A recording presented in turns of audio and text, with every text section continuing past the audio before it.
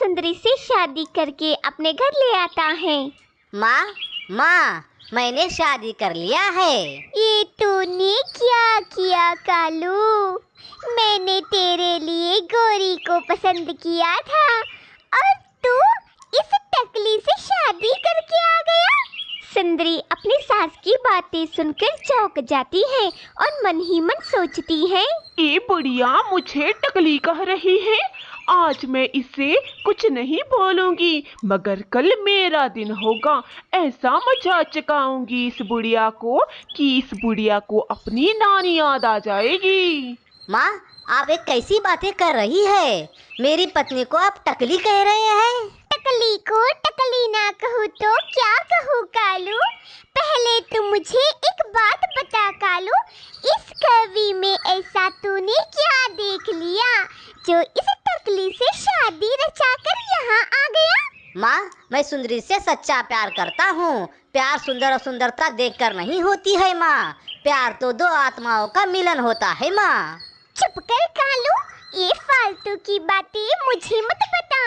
ये आत्मा मिलन कुछ नहीं होता, ये सब जवानी के भूत है भूत। मुझे तो लगता है इस टकली ने तुझ पर कोई जादू टोना किया है, जो गौरी को छोड़कर तूने इस टकली से शादी कर ली। मेरे भाई की बेटी गौरी कवि कितनी सुंदर, कितनी नाजुक, संस्कारी थी। तेरी प्रेमिका की तरह टकली नहीं थी वो गौरी। उसके बाल, उसकी चोंच। माँ, बस कीजिए, मुझे गौरी अच्छी नहीं लगती है। मुझे पता था कि आप और मामा जी मेरी शादी गौरी कवि से करवाना चाहते हैं, इसीलिए मैंने सुंदरी कवि से शादी कर ली। माँ, मैं आपसे बहस नहीं करना चाहता हूँ, बस आप मुझे इतना बता दीजिए कि आप सुंदरी को अपनाना चाहते हो या नहीं। न जाने कहाँ से आई है, कौन सा कुल है, कौन सा गोत्र है इस कवि का। इसे देखकर तो लगता है ये टकले खानदान की कवि है और इसका गोत्र भी टकला ही होगा। देख कालू, इसके सर पर तो सिर्फ 2 ही बाल नजर आ रहे हैं। तो फिर ठीक है माँ, अगर आप इसे नहीं अपनाना चाहते हो तो मैं भी आपके साथ नहीं रह सकता। मैं भी इस घर से चला जाता हूँ। मैं और सुंदरी एक साथ ही रहेंगे और एक साथ ही मरेंगे माँ।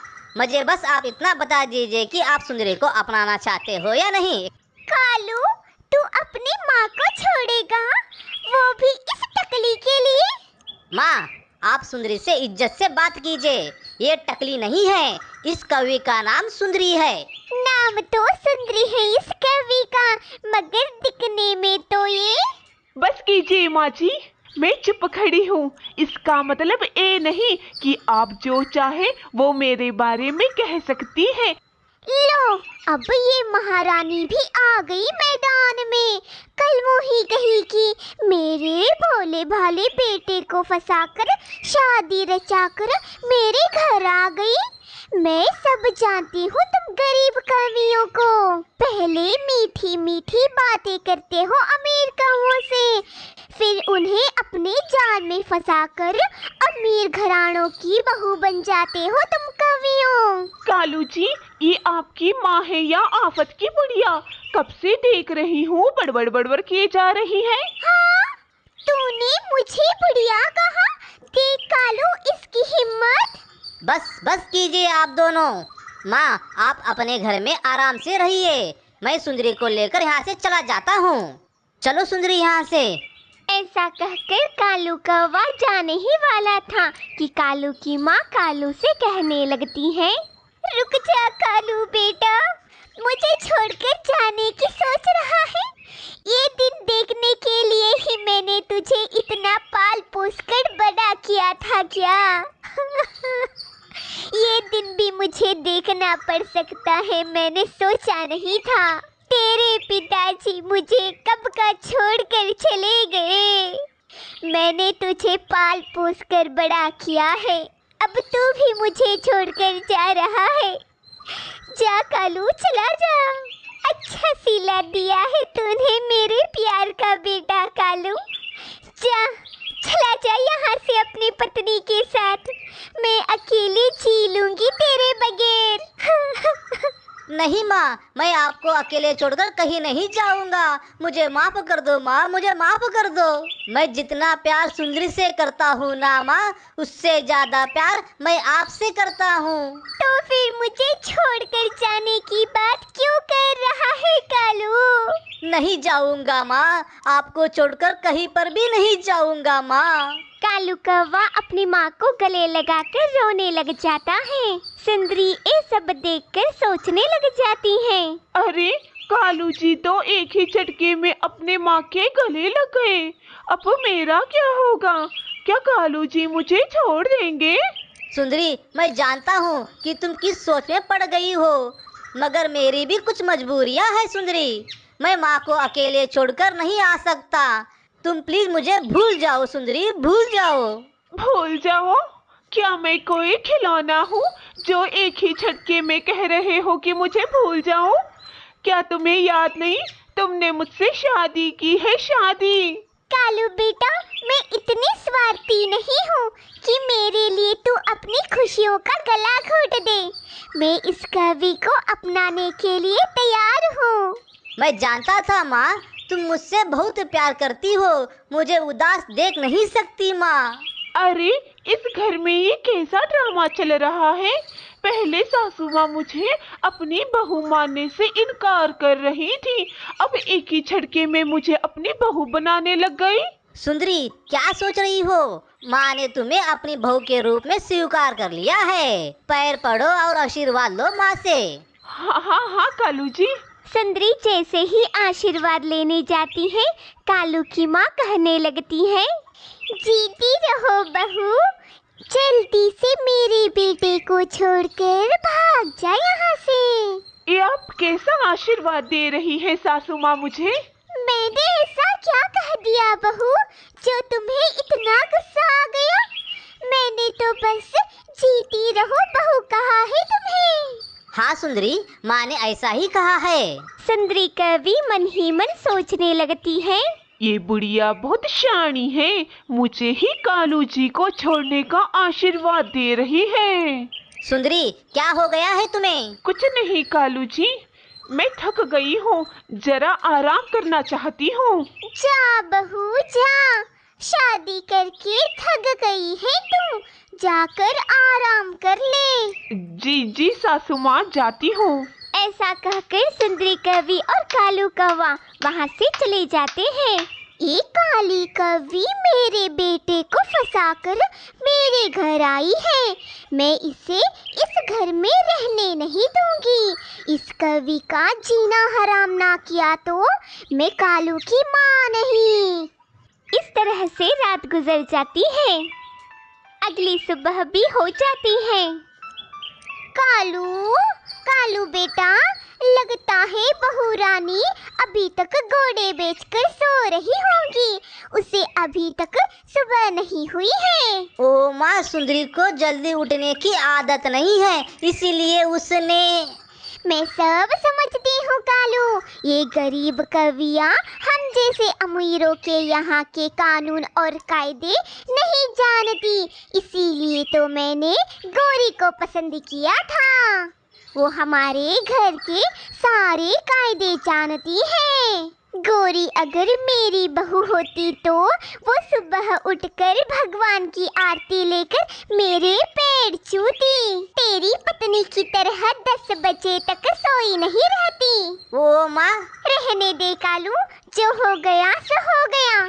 समझा दे अपनी पत्नी को कि वो सुबह जल्दी उठा करे। अब वो बड़े खानदान की बहू बन चुकी है, बड़े खानदान की तरह रहना भी सीख ले। जी माँ, मैं सुंदरी को समझा दूंगा। कालू कौवा सुंदरी के पास जाता है। सुंदरी, देखो सुबह हो गई है, उठ जाओ। और थोड़ी देर सोने दो ना कालू जी, मुझे बहुत नींद आ रही है। अरे सुंदरी, धीरे बोलो, धीरे। अगर माँ ने सुन लिया तो फिर से तुम दोनों का झगड़ा शुरू हो जाएगा। सुंदरी कवि नींद से जागकर कहने लगती है, तू अपनी माँ से इतना डरता क्यों है बे काले कौवे? डरपोक कहीं के, जा अपनी माँ से कह दे कि सुंदरी अभी भी सोना चाहती है। ऐसा कहकर सुंदरी कवि वापस सो जाती है। हे भगवान, मुझे किस मुसीबत में फंसा दिया तूने। माँ के पास जाऊंगा तो माँ सुंदरी की बुराई करती है, पत्नी के पास जाऊंगा तो पत्नी माँ की बुराई करती है। अब मैं क्या करूँ? इसी तरह से कुछ दिन गुजर जाते हैं। बहू, अरे वो बहू, आज नाश्ते में क्या बना रही हो? सासू माँ, मैं आज पिज्जा और मोमोज बनाने वाली हूँ। क्या कहा? पिज्जा और मोमोज? पिज्जा और मोमोज हम नहीं खाते, ना ही मैं मेरे रसोई में बनाने दूंगी। आज रसोई में पोहे बनेंगे, पोहे। क्या बनेंगे बहू? पोहे बनेंगे। पोहे?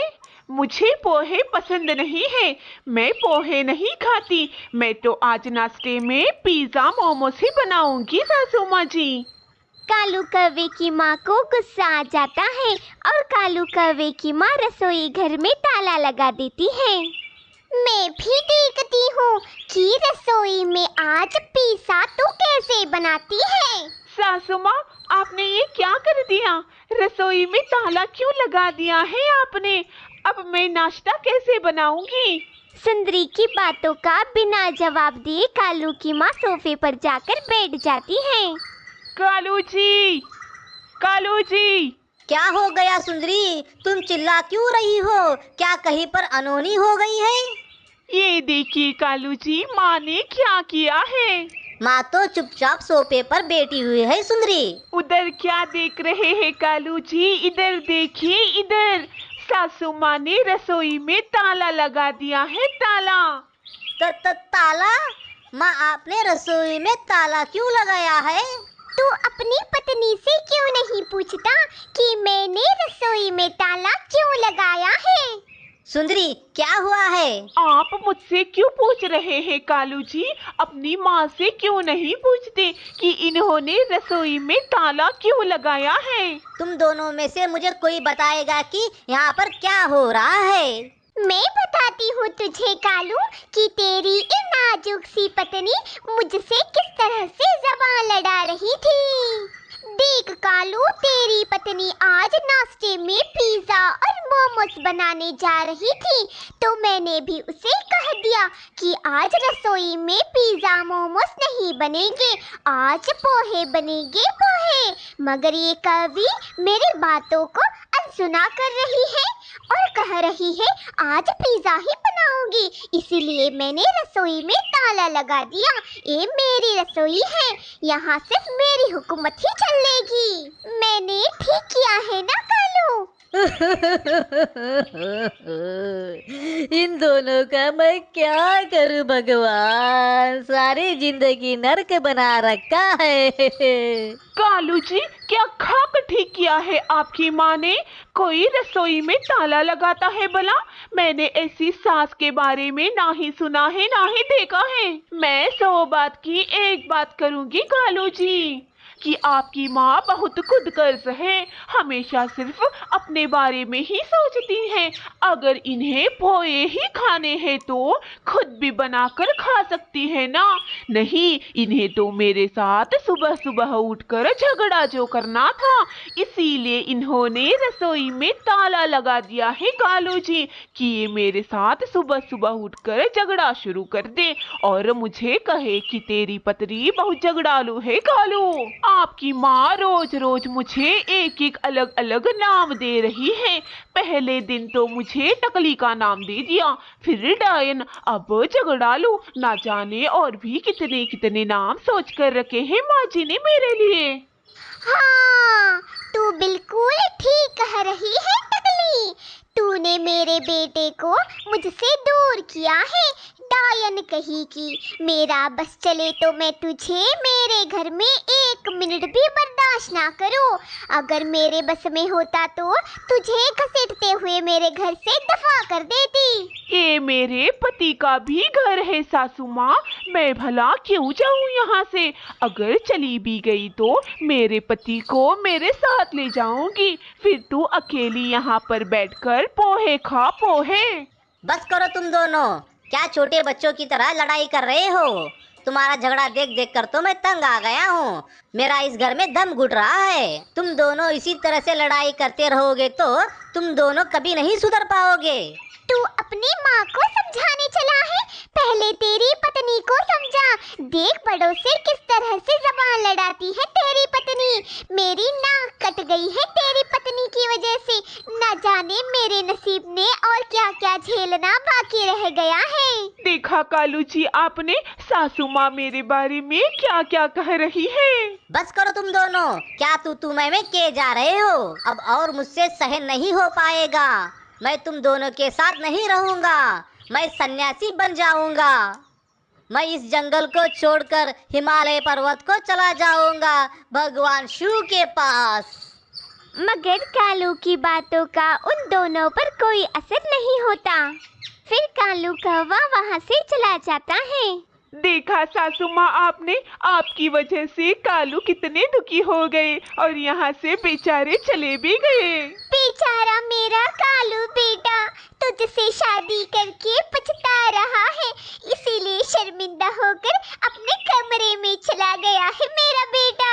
अरे कल मुही कही कि अगर तेरे में जरा भी शर्म बाकी है तो जा कहीं जाकर डूब मर। मैं मेरे बेटे की शादी गोरी से करवा दूंगी। मेरा बेटा गोरी के साथ बहुत खुश रहेगा। आपका मतलब क्या है सासू माँ कि वो मेरे साथ खुश नहीं है? इस तरह से वे दोनों झगड़ा कर रहे थे कि वहाँ कालू आ जाता है और उनसे कहने लगता है, माँ मैं सन्यासी हो गया हूँ, मुझे यहाँ से प्रस्थान करना होगा, मुझे आशीर्वाद दो माँ। ये तू क्या कह रहा है कालू बेटा? ऐसी बातें मत कर। कालू जी ये आपको क्या हो गया है? आप दोनों मुझसे दूर ही रहो, मुझे छूने की कोशिश भी मत करना। सन्यासी को छूने से आपको पाप लग सकता है। माँ आप मुझे आशीर्वाद देकर अपना तांडव कंटिन्यू कर सकती हो। मुझे जाने में देर हो रही है, मुझे हिमालय पर्वत जाने में देर हो रही है। बेटा कालू मुझे माफ कर दे, मैं आइंदा बहू को कुछ नहीं कहूँगी। कालू जी मुझे भी माफ कर दीजिए, मैं भी आज से कभी भी माँ जी को उल्टा जवाब नहीं दूंगी। हमेशा माँ जी की बात मानूंगी कालू जी। देखिए कालू जी मैं माँ जी को गले भी लगा रही हूँ और पपी भी दे रही हूँ। सदा इसी तरह से खुश रहो और झगड़ा करते रहो। अब मुझे जाना होगा। अगर किसी ने मुझे रोकने की कोशिश भी की तो मैं अपनी जान यहीं पर इसी समय दे दूंगा। कालू जी। ऐसा कहकर कालू कौवा वहाँ से चला जाता है। माँ जी ये क्या हो गया? जो हुआ है सब तेरी वजह से हुआ है सुंदरी। ना तू मेरे घर आती, ना कालू इस घर को छोड़कर जाता। देख सुंदरी तेरी वजह से मेरा बेटा सन्यासी हो गया है। अब मैं अकेले जीकर क्या करूं? चिड़िया तोती जरा देखो तो सही, कालू के घर से कुछ आवाज आ रही है। लगता है सास बहू झगड़ा कर रहे हैं। इन दोनों का तो हर रोज का ड्रामा हो गया है ये। चलो चिड़िया तोती चलकर देखते हैं आखिर उनके घर में क्या चल रहा है। इन दोनों की झगड़े की आवाज सुनकर आसपास के पक्षियाँ उनके पास आ जाते हैं और उनसे कहने लगते हैं, क्या हुआ चाची जी, आप दोनों इतना शोर क्यों मचा रहे हो? आपकी आवाज जंगल के बाहर आ रही है। क्या बताऊँ तोती और चिड़िया तुम दोनों को मैं, जब से इस कवि के कदम मेरे घर में पड़े हैं मेरी घर की सुख शांति सब उजड़ गई है। रोज कुछ ना कुछ अनहोनी जरूर करती है ये कवि। आज मेरा बेटा कालू मुझे छोड़कर हिमालय पर्वत चला गया। हिमालय पर्वत? चाची जी कालू वहाँ क्यों चला गया? इस डायन की वजह से बेचारा मेरा बेटा इस कवि से तंग आकर इस घर को छोड़कर चला गया। नहीं माँ जी, मैं सच कहती हूँ कि मैंने कालू जी के साथ एक दिन भी झगड़ा नहीं किया जिससे वो मुझसे तंग आकर मुझे छोड़कर चले जाएं। बस कीजिए आप दोनों, मैं भी रोज आप दोनों की लड़ाई सुनती हूँ। कालू आप दोनों की वजह से ही हिमालय पर्वत चला गया है। आंटी जी, आप एक माँ है, माँ के साथ एक सास भी है। अगर आपकी बेटी होती, अगर उसकी भी सास इसी तरह से तंग करती तो आपको कैसा लगता? और आप सुंदरी बहन, आपकी सास तो आपकी माँ समान है ना? अगर माँ डांटेगी तो क्या आप उन्हें उल्टा जवाब देगी? बोलिए सुंदरी बहन, बोलिए। आंटी, जब से कालू ने शादी किया है, क्या आप एक दिन भी कालू से ढंग से बात की है? नहीं, आप तो हर समय अपनी बहू सुंदरी की गलतियां ढूंढती रहती है और कालू को बताती रहती है। आपकी चुप्पी साफ साफ बता रही है कि आपने क्या क्या किया है आंटी जी। और आप सुंदरी बहन, क्या आपने एक बार भी अपनी सासू माँ को खुश रखने की कोशिश की? नहीं, आप तो अपनी सासू माँ के कहे हुए शब्दों को घुमा फिरा कर उसी शब्दों का झगड़ा निकाल देती थी। क्या आप दोनों माँ बेटी की तरह रह नहीं सकते? अगर आप हंसी खुशी से रहते तो आज कालू घर छोड़कर नहीं जाता। हाँ चिड़िया, तो बिल्कुल ठीक कह रही है। मैंने सुंदरी को बहुत तंग किया है। अगर बेटी समझकर प्यार करती तो शायद मेरा बेटा आज सन्यासी नहीं होता। मैं भी अपनी गलती मानती हूँ सासू माँ, मैंने भी आपसे बहुत झगड़ा किया है। आप मुझे माफ कर दीजिए। आज से मैं आपके साथ कभी झगड़ा नहीं करूँगी। चिड़िया, इस सास बहू तो अब एक हो गए। बेचारे कालू कौवे का क्या? वो तो बेचारा हिमालय चला गया। नहीं तोती बहन, कालू हिमालय नहीं जाएगा।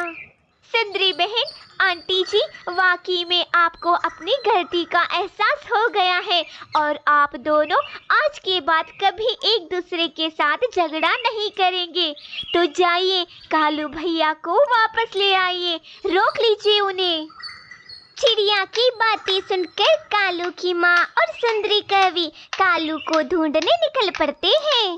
कालू जी, आप कहाँ हैं? सुंदरी, शायद कालू इस तरफ गया होगा, चल चल कर देखते हैं। जी सासू माँ। फिर वे दोनों तेजी से उड़ने लग जाते हैं। कालू कौवा सन्यासी होकर अफसोस करने लग जाता है और मन ही मन सोचता है, कितना अच्छा मेरा घर था। उस घर में मेरी माँ थी। मुझे भी शहर में रहना अच्छा लगता था। खामखा मैंने शादी कर ली। उस शादी की वजह से मेरी माँ और मेरी बीबी के झगड़े होने लगे। सब मेरी ही गलती है। इस गलती का प्रायश्चित ये है कि अब मैं हिमालय पर्वत चला जाऊं और भगवान का ध्यान करूं। इसी तरह से मेरी जिंदगी कट जाएगी अभी। फिर कुछ ही देर में उन दोनों को कालू कौवा मिल जाता है। रुक जाइए कालू जी, सिर्फ एक बार मेरी बात तो सुनिए। कालू बेटा रुक जा, तुझे तेरी माँ की कसम। अपनी माँ की बात सुनकर कालू कौवा रुक जाता है।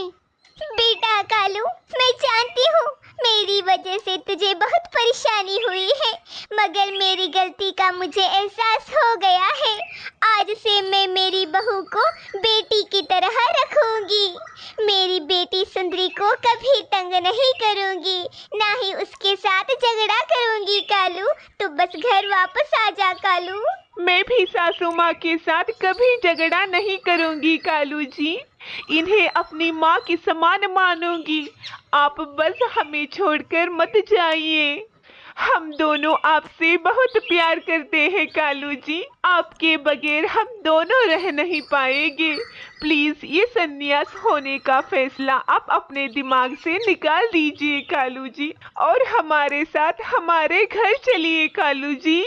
नहीं, मुझे आप दोनों पर विश्वास नहीं है। आप झगड़ा करना छोड़ नहीं सकते। नहीं कालू बेटा, हम सच कह रहे हैं, हम कभी झगड़ा नहीं करेंगे। अगर आपको हमारी बातों पर विश्वास नहीं हो रहा है तो फिर ठीक है कालू जी, मैं आपको छोड़कर चली जाऊंगी। आप अपनी माँ के साथ रहिए कालू जी, मैं चली जाऊंगी। ऐसा कहकर सुंदरी कौवी जा रही होती है कि अचानक कालू कौवा सुंदरी से कहता है, रुको सुंदरी, मैंने तुमसे शादी किया है, तू इस तरह से मुझे छोड़कर जा नहीं सकती। माँ, मैं आपको छोड़कर कहीं पर भी नहीं जाऊंगा, मगर आप दोनों को भी मुझसे वादा करना होगा कि आप दोनों कभी भी झगड़ा नहीं करोगे। नहीं कालू, हम दोनों कभी भी झगड़ा नहीं करेंगे। मैं पिज्जा और बर्गर नहीं बनाऊंगी कालू जी, जो माँ जी कहेगी वही बनाऊंगी और झगड़ा भी नहीं करूंगी। बस आप हमारे साथ चलिए। इस तरह से वे दोनों सास बहू सुधर जाते हैं।